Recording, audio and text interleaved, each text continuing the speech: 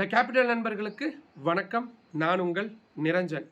தலைநகர் டெல்லியை பொறுத்த வரைக்கும் காற்று மாசுபாடு எப்போவுமே பீக்கில் இருக்கக்கூடிய இடம். உலக அளவில் காற்று மாசுபாடு மிக மோசமாக இருக்கக்கூடிய நகரங்கள் பட்டியலில் எப்போவுமே முதல் 3 இடங்களில் டெல்லி இருந்துக்கிட்டே தான் இருக்கும். கடந்த 10 ஆண்டுகளுக்கு மேலே நானும் டெல்லியில் இருக்கிறேன். இந்த நிலைமை கொஞ்சமாவது சீரடையும்னு எதிர்பார்த்துட்ருக்கிறேன். ஆனால் அது மாறக்கூடிய காட்சிகளை என்னால் பார்க்கவே முடியல. ஆனால் அரசாங்கங்களையும் சும்மா சொல்லக்கூடாது. ஏதாவது ஒரு முயற்சியை இந்த காற்று மாசுபாடு விவகாரத்தில் எடுத்துக்கிட்டே தான் இருக்கிறாங்க. ஏற்கனவே இருந்த ஆம் ஆத்மி அரசு வாகனங்களில் ஆடார் ஈவன் திட்டம் கொண்டு வர்றது, கனரக வாகனங்களை குறிப்பிட்ட நேரத்துக்கு அப்புறமா தலைநகர் டெல்லிக்குள்ளே அனுமதிக்காமல் இருக்கிறது, பயிர் கழிவுகளை உயிரியல் முறையில் அப்புறப்படுத்துறது மாதிரியான நிறைய முயற்சிகளை அவங்க எடுத்துக்கிட்டே தான் இருந்தாங்க. ஆனாலும் கூட அது பெரிய அளவில் பிரதிபலிக்காமல் இருந்த சூழலில் இப்போ தலைநகர் டெல்லியை ஆட்சி செய்யக்கூடிய பாரதிய ஜனதா கட்சி புதுவிதமாக செயற்கை மழையின் மூலியமாக இந்த காற்று மாசுபாட்டை குறைக்கலாம் அப்படின்ற முயற்சிகளில் ஈடுபட்டிருக்கிறாங்க. இதுக்கு முன்னாடியும் கூட செயற்கை மழை அப்படின்றது இந்தியாவில் ஏற்படுத்தப்பட்டிருக்குது. இன்னும் சொல்லப்போனால் 1984லேயே தமிழ்நாட்டில் இந்த செயற்கை மழை அப்படின்றது பஞ்சத்தையும் வறட்சியையும் போக்குறதுக்காக ஏற்படுத்தப்பட்டுச்சு அப்படின்றத நான் படித்த பொழுது பெரிய ஆச்சரியம் தான் இருந்தது. மும்பை மாதிரியான பல நகரங்களில் இந்த செயற்கை மழை அப்படின்றது கடந்த காலங்களில் பயன்படுத்தப்பட்டிருக்கு. ஆனால் அதில் ஏதாவது ஒரு வகையில் வெளிநாடுடைய ஈடுபாடு அப்படின்றது இருக்கும். ஆனால் டெல்லியில் முதலாக இந்த செயற்கை மழை அப்படின்றது முழுக்க முழுக்க இந்திய தயாரிப்பு, இந்திய அறிவு, இந்திய ஆராய்ச்சியாளர்கள் மூலிமா நடக்கப்பட போகுது. இந்த செயற்கை மழையை உருவாக்கக்கூடிய பணி அப்படின்றது ஐஐடி கான்பூர் வசம் கொடுக்கப்பட்டிருக்கு. ஐஐடி கான்பூர் இதுக்கான வேலைகள் எல்லாம் தீவிரமாக இறங்கி 5 ஏர்கிராஃப்டை அவங்க ரெடி பண்ணியிருக்கிறாங்க. இந்த ஏர்கிராஃப்டுகள் மூலியமா வானத்தில் இருந்து அந்த சொல்யூஷனை, அது கிட்டத்தட்ட ஒரு உப்பு வகையில் இருக்கக்கூடிய சொல்யூஷன்ஸ் தான்.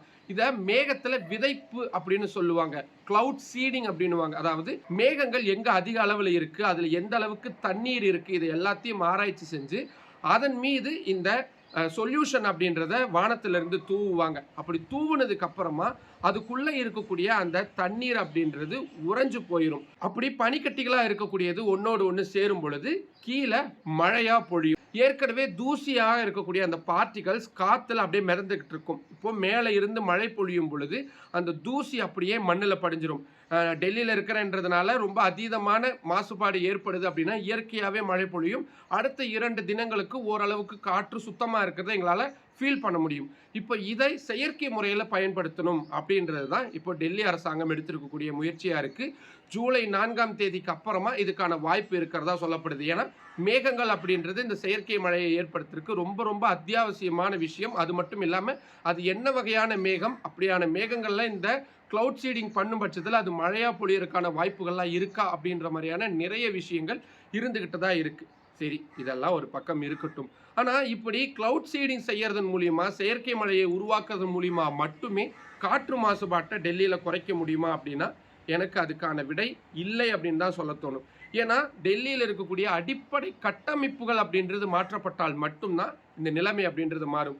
இங்கே இருக்கக்கூடிய வாகனங்களுடைய எண்ணிக்கையாகட்டும், இங்கே இருக்கக்கூடிய சட்டவிரோத கட்டிடங்களாகட்டும், நகரம் அமைக்கப்பட்டிருக்கக்கூடிய முறையாகட்டும், மக்கள் தொகை பெருக்கம் அப்படின்றது நிறைய ஆஸ்பெக்ட்ஸ் இதில் பார்க்க வேண்டியதாக இருக்குது. அது எல்லாத்தையும் விட தனி மனித ஒழுக்கம் அப்படின்றது டெல்லியில் ரொம்ப ரொம்ப குறைவாக இருக்கிறத என்னால் நேரடியாக உணர முடியும். நீங்கள் சேஃப்டி விஷயங்கள் எடுத்துக்கோங்க, மற்ற கேபிட்டல்ஸ் இருக்கக்கூடாத வகையில் தான் டெல்லி இருக்குது அப்படின்றத நேரடியாக என்னால் உறுதியாக சொல்ல முடியும். உடனே கேட்கலாம், அப்படின்னா நீ ஏன் டெல்லியில் இருக்கிற அப்படின்னு. எனக்கு சோறு போடக்கூடிய நகரம் டெல்லி தான். ஆனால் அதுக்காக இதில் இருக்கக்கூடிய குறைகளை சுட்டி காட்டாமல் இருக்க முடியாது. ஒரு வீட்டுக்கு ஒரு கார் இருந்தால் பரவாயில்ல, ஆனால் இங்கே ஒரு நபருக்கு ஒரு கார் அப்படின்ற விதத்தில் தான் இங்கே இருக்கும். ஏற்கனவே இருக்கக்கூடிய கடுமையான ஜனத்தொகையின் காரணமாக எவ்வளவு மெட்ரோஸ் விட்டாலும் சரி, எவ்வளவு புது புது வாகனங்களை அறிமுகப்படுத்தினாலும் சரி, ஏன் இந்தியாவில் முதலாக எலக்ட்ரிக் வாகனங்கள் டெல்லியில் தான் கொண்டு வரப்பட்டது. இப்படி எல்லா வசதிகளும் இங்கே ஏற்படுத்தி தரப்பட்டாலும் இங்கே இருக்கக்கூடிய அதீத மக்கள் தொகை அப்படின்றது இந்த பிரச்சனைகளுக்கு சொல்யூஷன் காணப்படாமலே இருக்கிறதுக்கான மிக முக்கியமான விஷயமா இருக்கு. இருந்தாலும் கூட ஒரு தற்காலிக நிவாரணமாக இந்த செயற்கை மழையை ஏற்படுத்தலாம் அப்படின்ற முயற்சிக்கு டெல்லி பாரதிய ஜனதா கட்சி வந்திருக்கிறாங்க. அவங்க ஆட்சியை நடத்துறதுனால சுலபமான விஷயங்களாக இது மாறி இருக்கிறதையும் பார்க்க முடியுது. இப்படி நிலவக்கூடிய காற்று மாசுபாடுகளுக்கு இயற்கைக்கு மாறான இப்படியான செயற்கை மழையை உருவாக்குறது மாதிரியான விஷயங்கள் கை கொடுக்கும்னு உங்களுக்கு தோணுதா? இல்லை இந்த வீடியோவை பார்க்கக்கூடிய நிறைய பேருக்கு இதுக்கான சொல்யூஷன்ஸ் ஏதாவது இருக்கலாம். அப்படி இருந்துச்சுன்னா அதை கீழே கமெண்ட் பாக்ஸில் சொல்லுங்கள். மற்றும் ஒரு வீடியோவில் சந்திக்கலாம். நன்றி.